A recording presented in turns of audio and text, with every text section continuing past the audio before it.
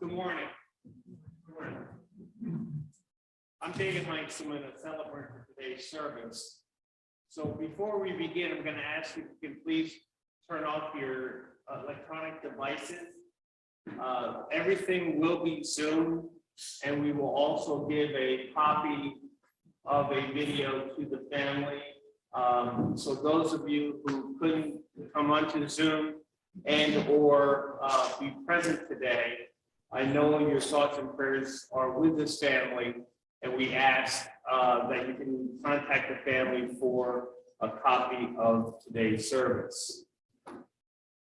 Today we gather in the bond of love to bring someone we love to final rest by celebrating the life of Reinhardt B. Baudy, a man who was so loved by so many. This service is an attempt to establish a lasting memory of Reinhardt. We do this to honor all of the years that led up to this day and to comfort us in the years ahead. Comfort comes by remembering the good, the love, and never forgetting we are not gathered here because Reinhardt died. We are gathered here today because Reinhardt lived. I chose a very simple scripture, but it reminds me of some of the things that the family and I talked about. For everything there is a season, and a time for every matter under heaven. A time to plant, a time to pluck up what is planted. A time to kill, a time to heal, a time to break down, and a time to build up. A time to weep and a time to laugh. A time to mourn and a time to dance. A time to be born and a time to die. There's a reading called A Life Well Lived. A life well lived is a precious gift of hope and strength and grace from someone who has made our world a brighter and better place. It's filled with moments sweet and sad, with smiles and sometimes tears, with friendships formed and good times shared, and laughter through the years. A life well lived is a legacy of joy, pride, and pleasure. A loving and lasting memory our hearts will always treasure. At this time, I want to basically plant a seed for you to collect some of your thoughts. And after the sons say a few words, maybe you would like to come up and say a few words also about Reinhardt's life. I also mentioned that if you're uncomfortable doing that, you will have a time after the service to tell some good Reinhardt stories amongst yourselves. So at this time, I would call upon you.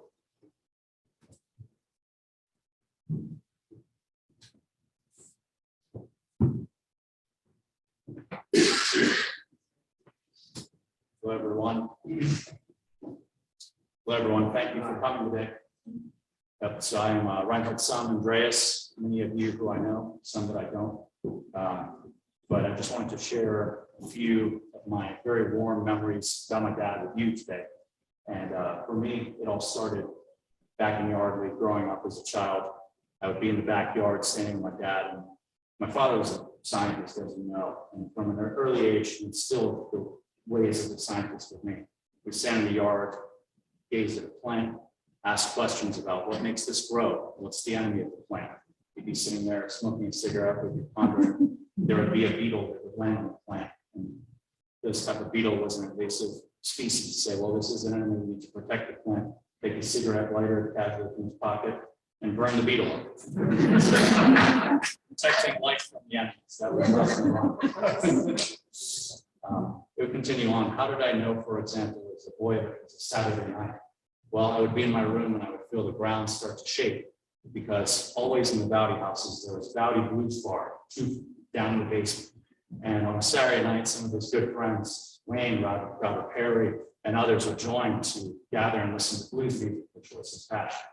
And I would come on down and just get served up a Coca-Cola while the men were drinking some whiskey and listening to blues. And my father, as you know, he was very much into music. We had some of his favorite records, and we'd be playing some of his favorite songs in the background for the courses today. Some of his favorite music, and that got instilled into me as well. And driving me piano lessons, learning to play boogie, blues, jazz, rock and roll, and all that. So he was a very good father to instill that in me. In the later years, I remember one of his other passions was cars, especially German cars. I mean, the man from Germany loved his Porsche. And his first modern Porsche he got actually a couple weeks before my high school prom. And he said, you know, your grades are going pretty good. I'm going to let you take my most prized possession with you to your prom so you can take your date. Now, this was the year 2000, no cell phone or anything. But one thing my dad taught me is confidence is good, but control is better. And for him to trust his son, yes, to a degree, but he was also certain that as I picked up my prom date and rolled away in his Porsche 911, taking her to prom, that my brother, Pete, as a 10-year-old, and him were in his car, the other car, following. You should have seen the sight of her smoking cigarette, putting your hand out the window, like slow down, resting for myself. This might be a once in a lifetime opportunity. Yes. So I took off, and you can ask Peter, my brother, later about his reaction to the car, as this black Porsche. So other than the cars and the music, the plants, certainly the science, I was fortunate to work along him and some of his colleagues at Wyatt and Viewer, which are here today to really learn the ways of chemistry, biochemistry, to go on that path. And you know, I'd say as we got near the end, I know he was certainly very proud of Peter and I, and he certainly up to the end taught us to question everything and always pursue truth. So that's the honor I have for my dad today, and I welcome my brother to come up and say some words as well.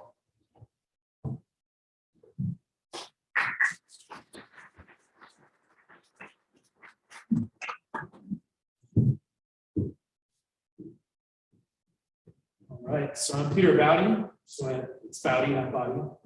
Get that right? And yeah, so I'll follow up with my brother. You know, I enjoyed those stories. Yes, please feel free to ask me about the Jetta following the Porsche situation at the prom. You know, my dad was yelling quite some expletives when my brother was banging the gas, and we couldn't keep up with him. You know, the other car was a 1994 Volkswagen Jetta. So when the Porsche pulls away, I mean, he was gone. We're trying to catch up, and it was the end anyway. So with that, you know, in a society where we have a lot of undriven, weak, complaining, and confused people, my father really stood out. He grew up with very little and had a difficult life, moving to multiple countries in which he didn't know anyone or the language. But he had German persistence, and he succeeded in arguably the most difficult subject one can enter in society, medicinal chemistry. But my dad wasn't just an accomplished scientist who invented many compounds and attempted to change the course of neurodegenerative disease for society, which needs new therapies. But let's not forget, your position is useless without the scientists that invented their tools. But beyond intelligence, my father was also a dominant masculine man.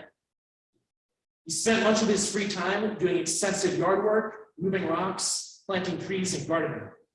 I couldn't even beat him in arm wrestling until he was in his early 70s, and I was deadlifting 500 pounds at the time.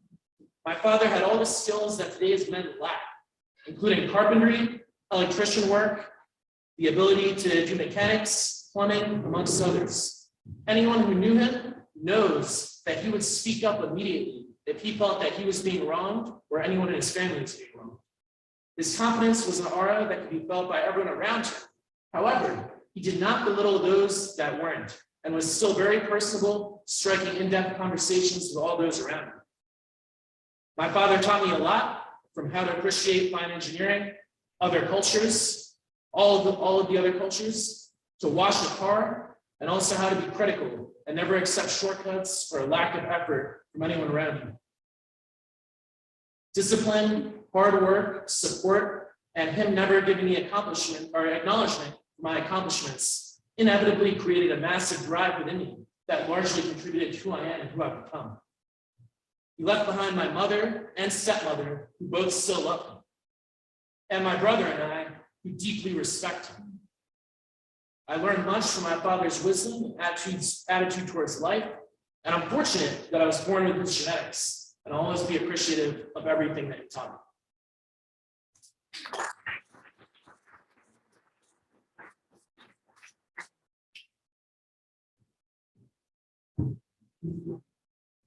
Is there anyone else that would like to say and share a few minutes?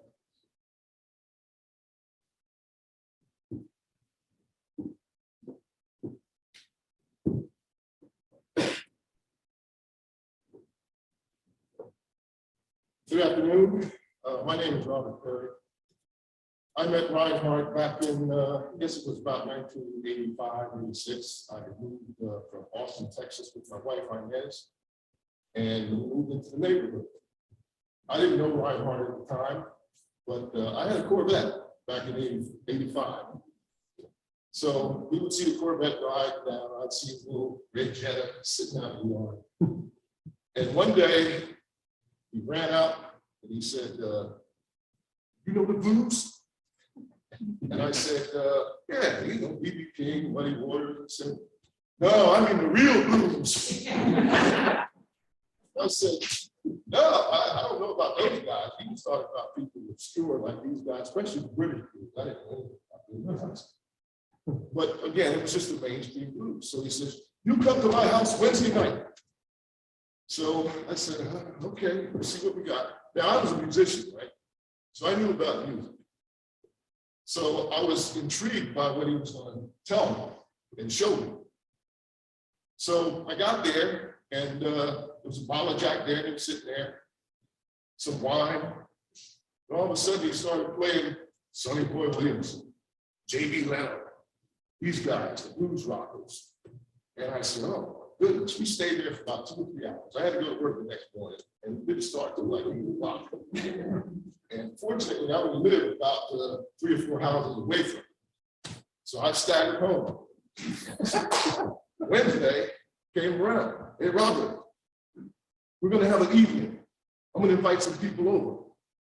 Wayne used to come over, and we would sit there and listen to music. And at some point, it got to the point where I said, man, I got to have some of this music. He'd have his albums lined up, all categorized. He could pick out any musician you want or any artist you wanted because he had it just, you know, right in backup. So Wayne would come over and we started taping music. And I must have 15 or 20 cassette tapes of blues evenings that I'll cherish forever because you'll never find those records again. I don't know what you're going to do with those albums, but you guys need to keep those albums. Yeah, there's just so many things. Like they were saying, something was saying about him digging in the yard. I had a pretty nice yard. I said, you got grubs. You got to get rid of the grubs. The chemicals don't kill the grubs. You got to dig them up. So I said, well, tell me what I need to do, man. So he says, you get this stuff. The garden's alive. I killed my whole lawn.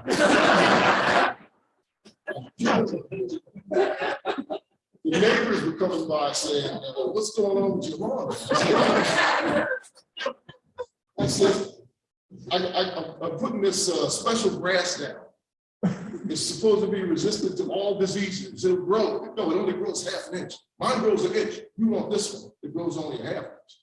But that lawn took like 3 years. And to dig up a lawn that was solid, I mean, you had to have a rototiller. So I had to go down about 2 or 3 inches just to clear that stuff off. And we planted that stuff and it wouldn't grow. But like you said, it would only grow like 1 inch at a time. And it took forever for the grass to grow. Guys, I have so many stories about it, and I'll be able to share them if you want to hear about it. But I think my time is up. So got some fine young men who love you guys to death. Oh, one more thing. So when we were down there with Wayne and Gary King and a couple other guys, there was another gentleman from Canada, John Walsh. And he would always call me up and say, Walsh, sent me some stuff. So I'd have to come over and listen to some stuff that Reinhardt didn't have, which was like incredible. He had everything, right? But the thing about us being down in the basement, Peter would come down. Andreas would come down. And like he said, he would sit him up there on the bench, and he got his coat, he'd be drinking our Jack Daniels, and loved piano music. And one day I went over and says, Andreas knows how to play this song. And all it was like a boogie woogie. He says, Peter knows how to play that. I'm so proud of you guys. I'll miss him almost as much as you will, because I tell you, we were supposed to get together about 3 or 4 weeks before he passed, and we never had that final luncheon. I regret that. Thank you for your time.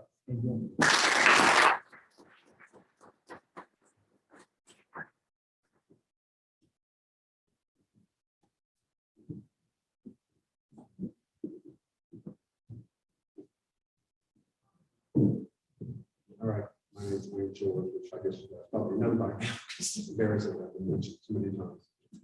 Yeah, I mean, Reinhardt and I were good buddies. We started like carpooling from Yardley, started working at White.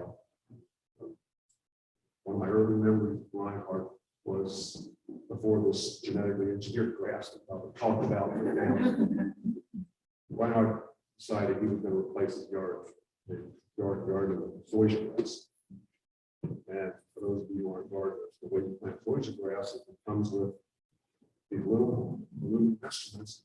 Dig a plug, put a plug of zoysia grass in, and then take your yard over. Well, Robert mentioned the ground was pretty hard. We got up early on a Saturday morning. Reinhardt had this box of plugs with those 2 little aluminum plug diggers. And after about the second plug, the thing worked. And then the second thing worked. And then for the rest of the day, Reinhardt and I sat there with 6-inch shovels trying to dig holes and put plugs in every 6 inches. And we got about 5% of each other. So I came back the next day on Sunday morning. I said, we're going to keep going at that. Reinhardt was sitting there, sort of leaning against the back of the jet smoking. Said, I'm not going to do this. I decided to replace the yard. But I can't believe you actually came back. And that was sort of where our friendship started. And Andreas mentioned the piano that Reinhardt secured for. God, I remember that piano. I think you may have been in on this law when we moved that piano. Were you part of that? Yeah. That piano was full of like it weighed 600 pounds. We had to go fetch that out of the second floor somewhere in Philadelphia and move it into this house. It never killed 6 of us. But it was just, we just did these things because we were friends with our buddies. A couple of stories, a couple of memories that really have stuck with me. One of them was once we went on a scientific meeting to Anaheim. And about halfway through the meeting, we got to where Reinhardt was like, get one. He always wanted to travel and see things. He said, back to this meeting, let's rent a car and go out and see Death Valley. And being followed, I said, sure, let's go. And we did that. We had huge coffee on the way. As we got to Death Valley, we were sort of sitting there at the lift that leads down into the valley. You can see the beautiful scenery spreading out ahead of us. I really got to go to the coffee. And there's an outhouse sitting at the side of the road. I said, excuse me, I can't go. So I ran into this house. Came back, we went into did wonderful things in Death Valley, and then found out about a month later, Reinhardt snapped a picture of me going into the outhouse and posted it in the YA, which he called desperation and desolation. The only thing that topped that off was that the rest of the rim of the valley went down in there. We drove right past the Welcome Center. They had a bathroom and snack bar. It was a great trip. And I know that at the time, Reinhardt and I were doing some chemistry that involved things that would normally be isolated from snakes. I don't know the details, but he had to have a picture to impress his friends. So standing out in the middle of a field in Death Valley, he had me stand there, take off my belt, hold it up like it's a snake. You have to take the picture from far enough away and then go and telling everybody, like, yeah, Wayne and I isolated this thing.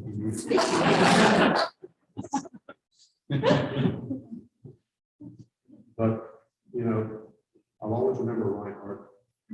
It's not just the memories, but really going to stick with me, it's just the habits I picked up from being around him. The little things you just pick up from him because it's just natural.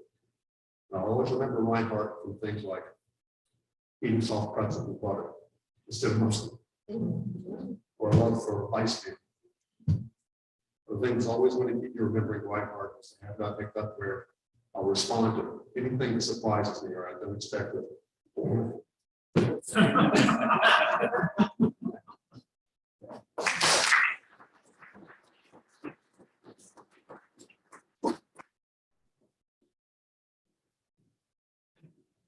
Hi, my name is Terry Andrew, and I've been a friend of mine probably for about 30 years. Perhaps I'm one of his favorite biologists. He was a dedicated chemist, but we did a lot together. There was nothing average or common with Reinhardt. He was one of a kind. We've got a lot of great memories of Reinhardt. One, we used to walk around the campus in Princeton at Wyatt.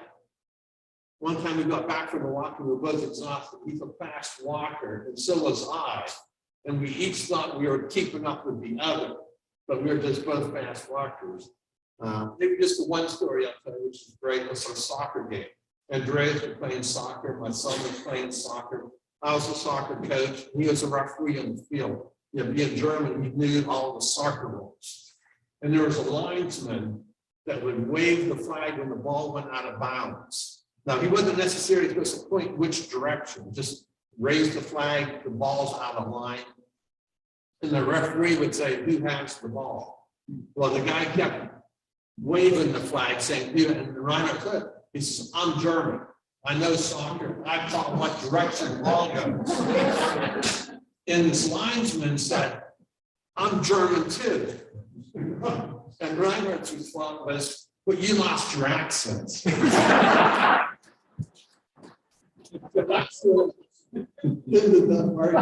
was the rep after all. I remember when he got his first Porsche, it was 911, and he called me and said, Terry, can I give you a ride in it? And he drove by my house to give me a ride in that Porsche 911. It's quite a car. And he used to always brag about the German cars. But you know, he was a good friend. I'll truly miss him.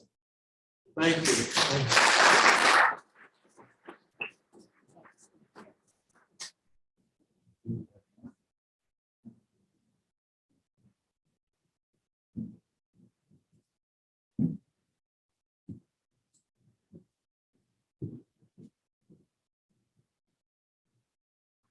Again, I hope these stories continue as your journey of life also continues.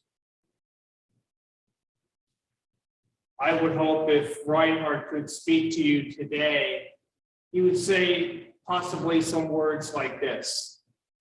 To those I love and to those who love me, when I am gone, release me, let me go. I have so many things to see and do. You mustn't tie yourself to me with tears. Be happy that I had these 76 years. You gave me your love. You can only guess how much you have given me in happiness. But now it's time I travel on alone. So grieve a while for me if you must, but let your grief be comforted by trust. It's only for a while that we must part, so bless the memories within your heart. I won't be far away, for life goes on, so if you need me, call and I will come. Even though you can't see or touch me, I'll be near. And if you listen with your heart, you'll hear all my love around you soft and clear. And then when you must come this way alone, I'll greet you with a smile and say, welcome home. Before I give the benediction, I just want to say that the family wishes to thank all of you for taking time out of your day to celebrate the life of Reinhardt. If you haven't had the opportunity to sign the register, which is to my far right, please help yourself to a card and please sign the register. When you exit this building, directly catty corner behind that's there are succulents for you to take out of that styrofoam piece for you to plant and enjoy in Reinhardt's memories. Just want to also mention that we are not responsible for grubs or but we do ask that you please take that with you. So Reinhardt, may the road rise up to meet you. May the wind be always at your back. May the sun shine warm upon your face. May the rains fall soft upon your fields. And until we meet again, may God hold you in the palm of his hand. Amen. At this time, this concludes the services for today. We ask that we give the family an opportunity. We're going to begin the meal. And we're going to begin, of course, with this table right here, that you can start over on the right side and make your way across. And please continue with Reinhardt stories. It seems like it's a great stories. I do have one question, and I shouldn't have said this, but I'm doing it anyway. Was that a Volkswagen Squareback, or was it not? 411. 411, like a station wagon. Yep. Yeah, 411.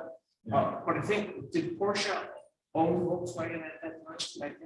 I don't think they were related at that time, but he had the 411 station wagon. So he'd use that for his trips to Alaska from Montreal, which is 4,500 miles one way. And he would fill the back, gasoline and so on for the trips to Alaska, which he did 4 times. So, yeah. It's part of it. All right, keep the stories going. Thank you so much. Appreciate it.